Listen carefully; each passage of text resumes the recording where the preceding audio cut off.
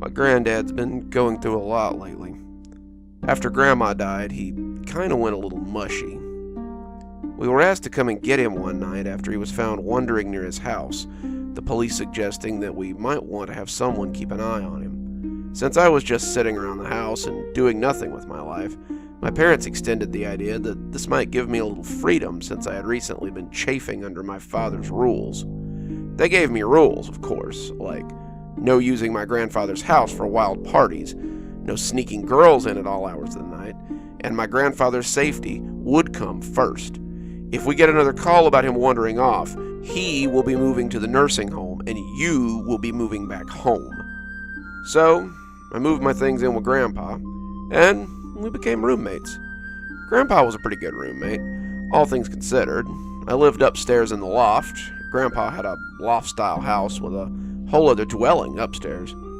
And he lived downstairs since it was hard for him to get up and down the stairs sometimes. I did most of the cooking and cleaning. Grandpa bought the groceries and the beer, though that was our little secret, and we lived in harmony most days. The only thing that kind of annoyed me were the stories. Don't get me wrong, Grandpa has a lot of good stories. He's been in the Gulf War, he'd driven trucks in Alaska on treacherous roads, he'd spent almost all his life in the Appalachian Mountains. In fact, this house had been his childhood home. He had many stories about camping and exploring and roaming the woods around the property, those I didn't mind hearing so much. There were many nights that Granddad and I would sit on the porch with a case of beer, and he would tell me stories about exploring the woods and discovering its majesty. It was the lies he would tell sometimes that really got to me. He made up some pretty outlandish claims about the woods that I just couldn't shake off. He would claim to have met a Sasquatch, running for his life as it chased him from the part of the woods it lived in. He had met forest spirits and spent a month in their camp as time moved differently there. He had met animal people, spoken with pale, moonlight guardians that lived underground, and many other things. It wasn't just drunken tales either. Those I could have forgiven, but he would ambush me sometimes with these strange little stories. You'd be washing dishes or cleaning the living room or brushing your teeth, and suddenly he'd just be behind you with a tall tale.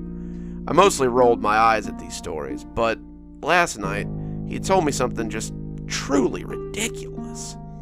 My best friend Ren turned into a tree. I had choked a little on my beer and finally set it down. I was a little drunk, and maybe I shouldn't have let it frustrate me, but these stories were becoming a bit much. I'd heard all manner of stories from Grandpa and just sort of shrugged them off or politely listened to them, but this one was so bizarre that it took me by surprise. His friend had turned into a tree? What the hell did that mean? Your friend turned into a tree, I challenged. Grandpa nodded and took a swig of his own beer. How, Grandpa? Tell me how a person turns into a tree. He looked thoughtful. It's kind of a long story. Are you sure you have time for it? I was off the next couple of days, so I guessed I did. Yeah, I would say I have time for it. Grandpa finished his beer and threw the bottle into the woods, and I heard it break against a nearby tree. This was a habit he had kept from my childhood, and no one seemed to be able to break him of it. The funny thing was that despite him smashing the bottles, I never found any glass in the woods around his house.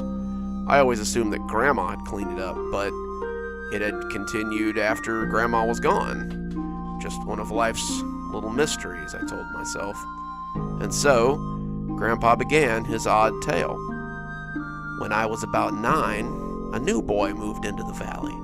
His name was Renoir, but I always just called him Ren. His family was from the Bayou, Louisiana, and he was unsure how things worked out in the Appalachians. Still, I was glad for a new playmate since our closest neighbor was 5 miles in either direction, and we played in the hills and forests around our home. Ren liked to find bugs and small spiders and put them in jars so he could study them. Ren fancied himself something of a scientist, and the Appalachian forests offered him much to explore. Now, the woods were always open to me. Mama never told us we couldn't explore, but Grandma had warned me never to go into the southern grove without her. It was beautiful there, The forest's old and different somehow from the rest of the sprawling valley. I would ask her why I couldn't explore there alone, and she would say that it was dangerous if you didn't know what not to touch and what to leave well enough alone. Like this, she'd say, pointing to a thick, almost honey-like sap that was oozing from a nearby tree. This is the sap of the old calabash tree. You never ever touch it, for if you do, not even I can help you. I asked her why, and she said that her grandma had told her the same many years ago, and she was now telling it to me. It's just one of those rules that we follow, one of those rules we don't question. I had always listened, but Ren was inquisitive. He wanted to explore everything, and he noticed that we were avoiding that particular stretch of forest. I had told him those stories about the places that we weren't allowed to go when we first met. I told him there were two-headed beetles that lived there. There were strange flowers in technicolor patterns, and the large trees that my grandma had always called calabash. He asked me to take him there, not really feeling comfortable exploring the woods alone yet. He was never far from my side when we were in the woods, and he asked me specifically one afternoon if we could go out there. We were young, 10 at the most, and it didn't take much to convince me. I had tried to remain steadfast, not wanting anything to happen since I never went there without Grandma. But he finally broke me down, and I agreed to take him. But I said that he had to do what I say. Don't touch nothing, I told him, especially if I say so. He promised that he wouldn't, and we set off for the grove. We stopped at his house before we went, and he came back with a backpack that clinked a little as he walked. I had little doubt that it was full of specimen jars and other such things. He may not have intended to touch, but he definitely intended to study.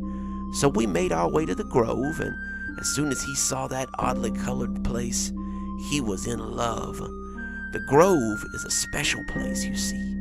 Things there are closer to nature than anywhere else, and Grandma always said it was easy to feel the old world magic that connected the people to the earth, and the people who spend a lot of time there can sometimes hear the voice of the forest that others have forgotten.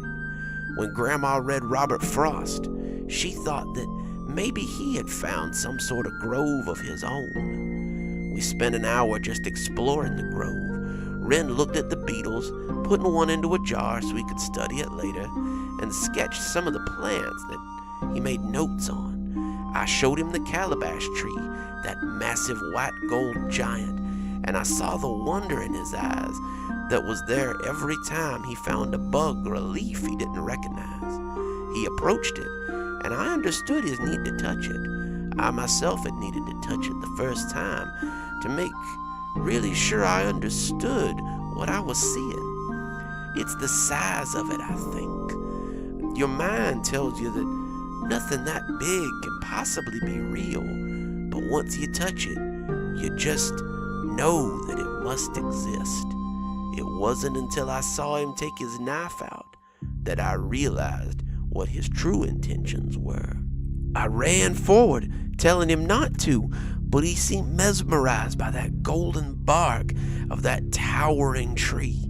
He wanted some. That much was obvious, but Grandma had always made it very clear that you do not strip the bark from the calabash tree. Ren didn't know. He probably assumed that a tree so large would have plenty of bark. He couldn't have known what lay beneath. As his knife slid easily into the soft bark of the calabash tree, a golden spurt of sap struck him full in the face. He stumbled back, the sap flowing as his knife quivered in the side of that massive trunk, and I saw him clutch his face and scream. I pulled him away from the tree. The roots threatened to trip him, and as his hands came down, I could see that his face was changing. His face was turning brown, his skin thickening, and the pigment of his eyes was beginning to film over as though he was blind. "What's happening?" Wren asked, his voice deepening as his throat stiffened. I didn't know, but I knew what I had to do. I left his bag on the ground, the jars slamming together angrily, and pulled him onto my shoulders. We were both 3 miles out into the woods, but Wren wasn't very heavy. He was small, even for a boy of 10, and I pulled him onto my back and carried him with very little effort. We ran, heading for my grandmother's house. Grandma would know what to do. She would fix him. As I ran, I just knew that if I could get him there, she could save him. We hadn't gone far when he started getting heavy. Like I said, he wasn't large, but I was only 10, and Wren was starting to get really heavy. The boy was light when we left the grove, me walking as I bounced him on my back, but he became heavier and heavier as we walked. His arms hung uselessly at my sides, and his body became like a stone in the center of my back. His legs started to shake as my progress was slowed to a crawl. When I was drawing up short, I thought maybe one of his feet caught on something. I looked back and almost dropped him. His feet had elongated until they dug up behind me, his toes becoming long and searching. They were pushing their way down into the ground, and as I pulled, they attempted to root themselves in the dirt. I pulled him along, trying my best to get him to my grandmother's, but eventually, I just couldn't take him any further. We were in a clearing, a stream trickling through that I knew would be a heavy little crossing with the winter flow, and I left him there, saying I would go get help. Wren called me back, though, and asked me to stay with him. I told him that I couldn't do that. If I gave up, he'd be stuck like this. My grandma knew about these sorts of things, and she might be able to help him. I made all kinds of excuses, but in the end, I was just scared. This was so weird, so odd, and my 10-year-old brain didn't know what to do about it.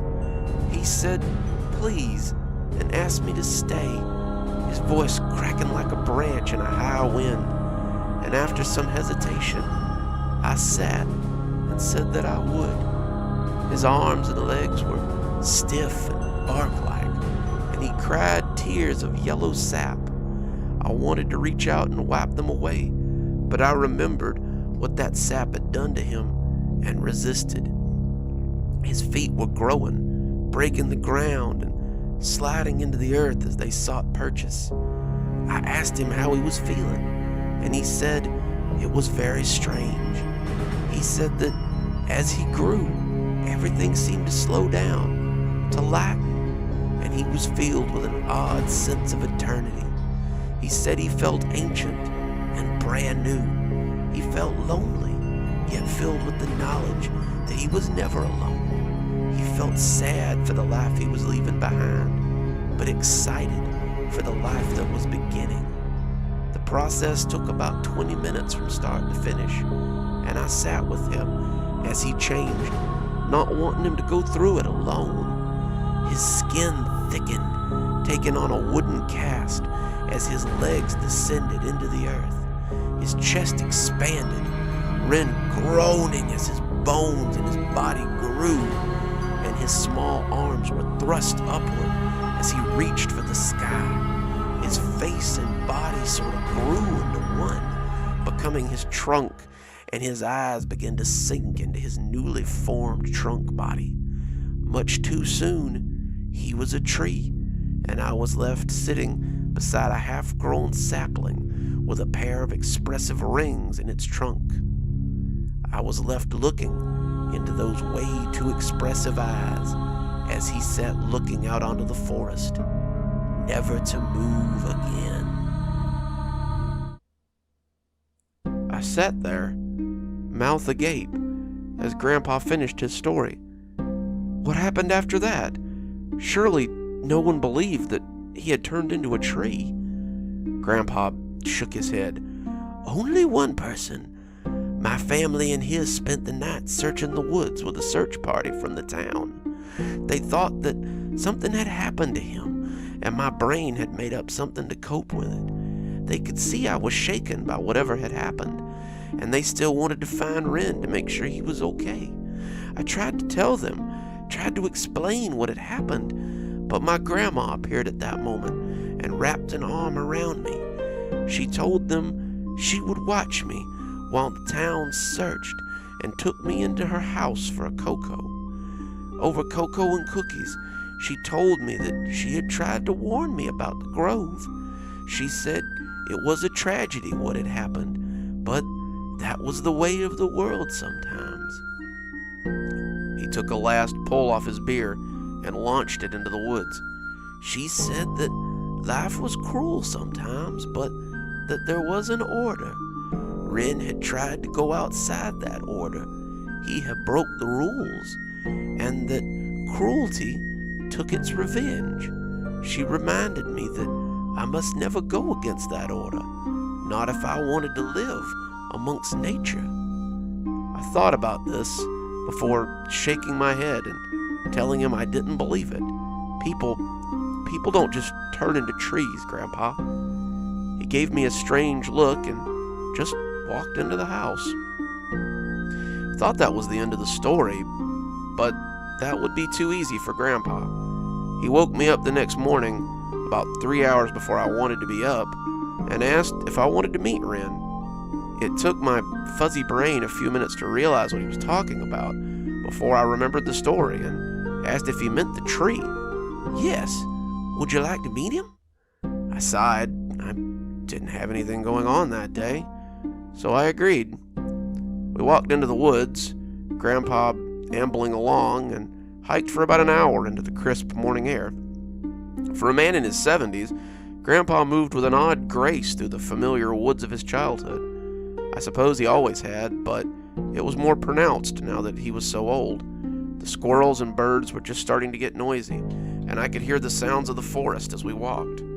The wind in the trees, the soft noises of small animals in the brush as they avoided the louder sounds of people, the sigh of the leaves as they pushed and pulled towards their inevitable death. Having come here often with my grandparents, I too had become aware of the sounds and tempers of the Appalachian forest. My cousins and I had often found it beautiful and mysterious, but it could be fickle and temperamental too. Just ask my cousin Jeremy, who had twisted his ankle in a hole, only to find that hole was the home of a rattlesnake. If you could ask him, since he'd died while we were getting help. Grandpa led us to a clearing, a small stream bubbling beside it with fresh snow run, and I could see a large, golden-barked tree growing not far from the river. It was towering, probably 15 feet tall, and as I approached, Grandpa shot a hand out and pointed down. I had nearly stepped into a small stream of honey-colored sap that was trickling away from the tree and making its way towards the river. "Don't want 2 calabashes growing so close together," Grandpa chuckled. He greeted the tree as we approached and came around to its front to touch its trunk. The tree didn't move, didn't speak, but as I came up, I could see a swirl pattern on the front that looked like 2 huge eyes. The eyes seemed to follow you whenever you moved, which was a little unsettling. Though unsettling, the tree looked no different from any other, except for the color and the weird sap. It wasn't until the wind picked up through the branches, shaking the leaves and making them dance, that I thought I heard a creaky old voice say, "Hello, Howard," in response to my grandfather's greeting. We spent some time there, just talking that day. It seems I have a lot to learn from Grandpa's old stories. Maybe I'll tell you some more sometime, if Grandpa's feeling talkative. Good evening, everyone. It's me, Dr. Plague. Thank you so much for joining me for tonight's story. I do hope you enjoyed hearing about Tales from the Appalachians, an area that I know quite well. If you enjoyed it, maybe I'll bring some more out. I seem to have a small collection that I could talk about. Time to thank our patrons again. Thanks in part to Leslie Lou Riddle for being our Spooky Skeleton tier contributor. Thanks, Leslie. We just couldn't do it without you.